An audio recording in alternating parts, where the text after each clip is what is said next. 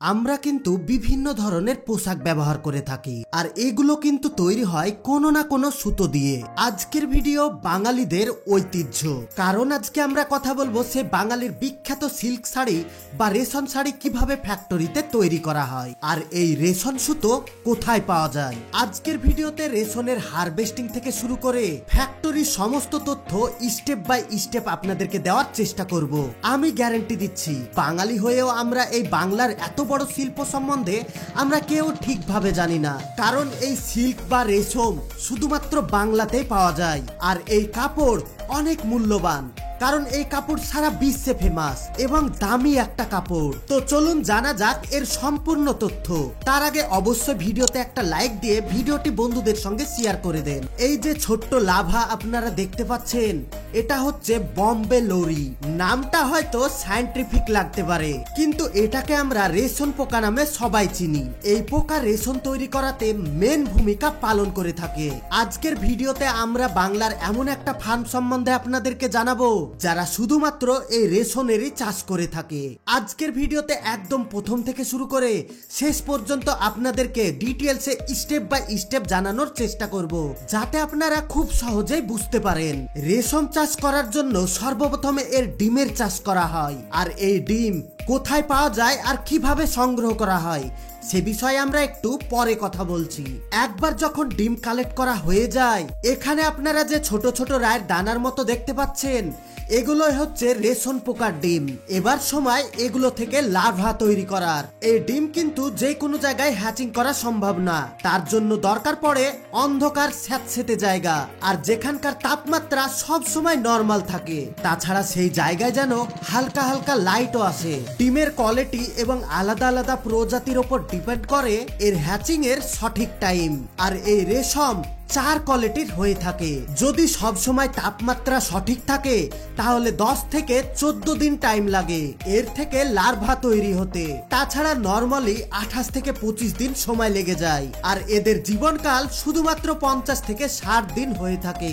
একবার যখন ডিম থেকে লার্ভা বের হয়ে যায়, তখন সময় এদেরকে খাওয়া দাওয়া করানোর। এই জন্য এক আলাদা ধরনের গাছের পাতা ব্যবহার করা হয়, আর এই রেশম পোকা শুধুমাত্র এক ধরনের স্পেশাল পাতা খেয়ে জীবন যাপন করে থাকে, আর এই গাছটির নাম হচ্ছে তুঁত গাছ। ভারতের সব থেকে বেশি মালদাতে এই তুঁত গাছের আবাদ করা হয়। যারা রেশমের চাষ করে থাকে তাদেরকে এই তুঁত গাছের চাষ করতেই হবে, কারণ এটাই হচ্ছে তাদের মেন খাবার। তুঁত গাছের চাষ করার জন্য কোনো সার পানির প্রয়োজন পড়ে না, এটা জমিতে লাগিয়ে দিলে গাছ অটোমেটিকলি হয়ে যায়। যেহেতু এই রেশম পোকার চাষ ফার্মে করা হয়, সেই কারণে পাতাগুলোকে তুলে নিয়ে এসে এইভাবে কুচি কুচি করে কেটে তাদেরকে খাওয়ানো হয়। এই কাজ দেখে যতটা সহজ মনে হচ্ছে ততটা কিন্তু সহজ নয়। পোল্ট্রি মুরগির ফার্মে যেভাবে পোল্ট্রি চাষ করতে পরিশ্রম করতে হয়, তার থেকে বেশি পরিশ্রম করতে হয় এই চাষ করাতে। পাতাগুলোকে কুচি কুচি করে কাটার পর একটা জালিদার নেটের উপরে খুব সাইজ করে রেখে দেওয়া হয়, আর প্রত্যেকটা নেটের উপরে হাজার হাজার এই লার্ভা পোকা ছেড়ে দেওয়া হয়। এখানে তারা 20 থেকে 25 দিনের মধ্যে পুরোপুরি এই পাতা খেয়ে বড় হয়ে যাবে। কিছুটা বড় হয়ে যাওয়ার পর তারা কিন্তু গোটা গোটা পাতা খেয়ে নিতে পারে, যার কারণে ওই সময় তাদেরকে গোটা পাতাই দিয়ে দেওয়া হয়। এবার সময় চলে এসেছে এই লার্ভাগুলোর কুকুন তৈরি করার। কয়েকজন ওয়ার্কার এই লার্ভাগুলোকে কাঠের একটা স্ট্রাকচারে সাজিয়ে রেখে দেয়। এখানে তাদের বাকি জীবনকালটা কাটবে।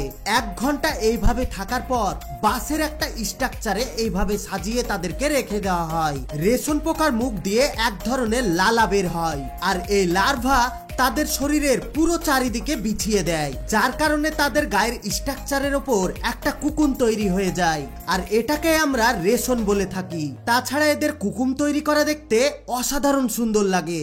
আপনারা হয়তো এরকমটা কখনোই চোখেই দেখেননি, কারণ এতক্ষণ পর্যন্ত লাভার সামনে কেউ আজ পর্যন্ত ক্যামেরায় ধরে রাখেনি। বাংলার একটা বড় ফার্মের মধ্যে তারা খুব কষ্ট করে এই ভিডিও তৈরি করেছে, আর এত সুন্দর দৃশ্য দেখার পর ভিডিওতে একটা লাইক করতেই পারেন। যখন কুকুন তৈরি করার কাজ অর্ধেকটা হয়ে যায়, তখন এদেরকে বাইরে রোদ্রে নিয়ে এসে রেখে দেওয়া হয়। এই রকমটা করার কারণ হচ্ছে বাকিটা টাইম রোদ্রে থাকলে এর কোয়ালিটি অনেক ভালো হয়। এই কাজটা কমপ্লিট হতে মোটামুটি 10 থেকে 15 দিন সময় লেগে যায়। এবার কিন্তু এগুলো রেশম তৈরি করার জন্য একদম কমপ্লিট।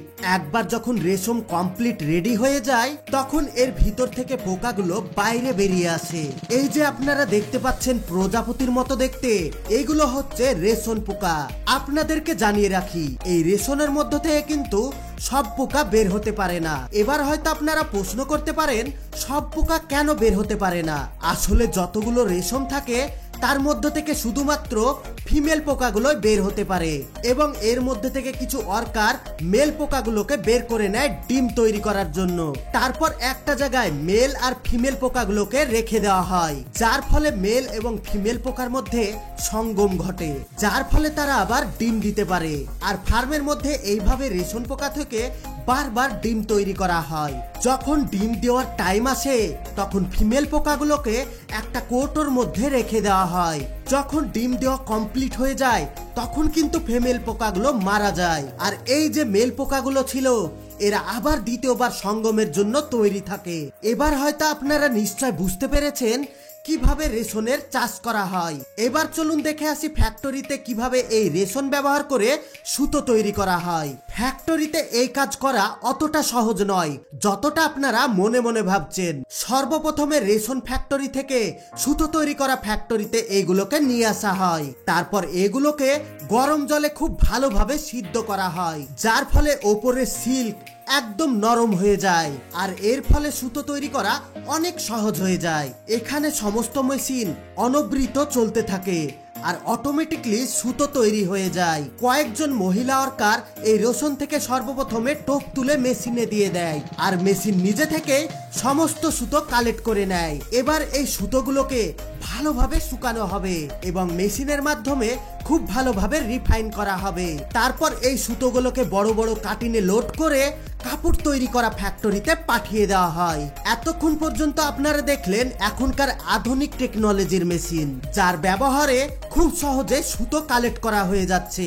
কিন্তু গ্রাম অঞ্চলে এখনো অনেক মানুষ আছে যারা হাত দিয়ে এই সুতো কালেক্ট করে থাকে। তারা প্রত্যেকদিন সারাটা দিন এই কাজ করে কিছুটা টাকা উপার্জন করে থাকে। কিন্তু বর্তমানে গ্রাম থেকে এগুলো আস্তে আস্তে হারিয়ে যাচ্ছে, যার কারণ হচ্ছে এই সমস্ত অ্যাডভান্স মেশিন। আপনি কি কখনো গ্রামে এই সুতো তৈরি করতে দেখেছেন? যদি দেখে থাকেন অবশ্যই কমেন্ট করে জানাবেন। এবার এই সমস্ত সুতোগুলোকে ফ্যাক্টরিতে পাঠিয়ে দেওয়া হয়। এবার এই ফ্যাক্টরিতে এই সুতো থেকে নামি দামি কাপড় তৈরি করা হবে। আবার অন্যদিকে আমার তাঁতি ভাইয়েরা আছে যারা পুরোটা দিন এইভাবে পরিশ্রম করে একটা কাপড় তৈরি করতে পারে না। একটা কাপড় তৈরি করতে মোটামুটি 3-4 দিন সময় লেগে যায়, তারপরেও কিন্তু তারা সঠিক মূল্য পায় না। তবে যাই বলুন না কেন, এটা কিন্তু খুব সুন্দর একটা বিজনেস আইডিয়া।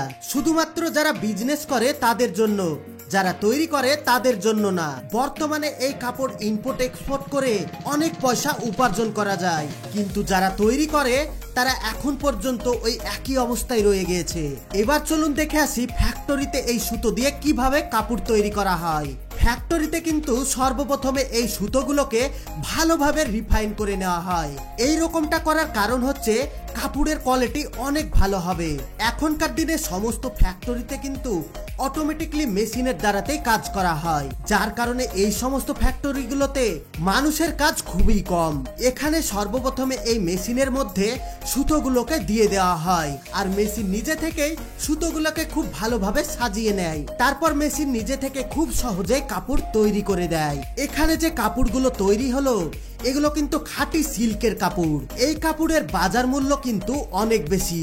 তাছাড়া বিদেশের মার্কেটে এই কাপড়ের অনেক চাহিদা। এগুলোকে কিন্তু বাংলার সিল্ক শাড়ি হিসেবেই সারা বিশ্বে পরিচয় দেওয়া হয়। শাড়ি তৈরি করা যখন কমপ্লিট হয়ে যায় তখন মেশিনের মাধ্যমে অনেক রকমের ডিজাইন করা হয়, যেটাকে এমব্রয়ডারির কাজ বলা হয়। যে কাপড়ের ওপর যত বেশি ডিজাইন হবে সেই কাপড়ের মূল্য তত বেশি হবে। যখন একবার সমস্ত কিছু কমপ্লিট হয়ে যায় তখন এগুলো কিন্তু বাজারে বিক্রি করার জন্য একদম প্রস্তুত। এবার এগুলোকে প্যাকিং করে বাজারে বিক্রি করার জন্য পাঠিয়ে দেওয়া হয়। তো বন্ধুরা দেখলেন তো কিভাবে রেশম পোকা থেকে রেশমের শাড়ি তৈরি করা হয়। তাছাড়া এটা ইংরেজদের কাল থেকে এখন পর্যন্ত দামি কাপড় বলে গণ্য করা হয়। বর্তমানে গ্রাম অঞ্চলে যারা এই রেশম সুতো তৈরি করে বা রেশম কাপড় তৈরি করে তাদের জন্য কিন্তু সরকার স্পেশালি ভাবে ভর্তুকি দিচ্ছে এবং সরকার চাইছে এই কাজ যেন বন্ধ না হয়ে যায়। আপনাদেরকে জানিয়ে রাখি, যারা গ্রাম অঞ্চলে রেশম পোকা থেকে সুতো বা কাপড় তৈরি করে থাকে তাদেরকে কিন্তু সঠিক মূল্য দেওয়া হয় না। তারা এত পরিশ্রম করে এই কাপড় তৈরি করে। যেমন মুর্শিদাবাদের চক ইসলামপুর, এখানে অনেক ফ্যামিলি আছে যারা বহু বছর ধরে এই কাজ করে চলে এসেছে, এখন পর্যন্ত করে যাচ্ছে, কিন্তু তারা এই কাজের সঠিক মূল্য পায় না।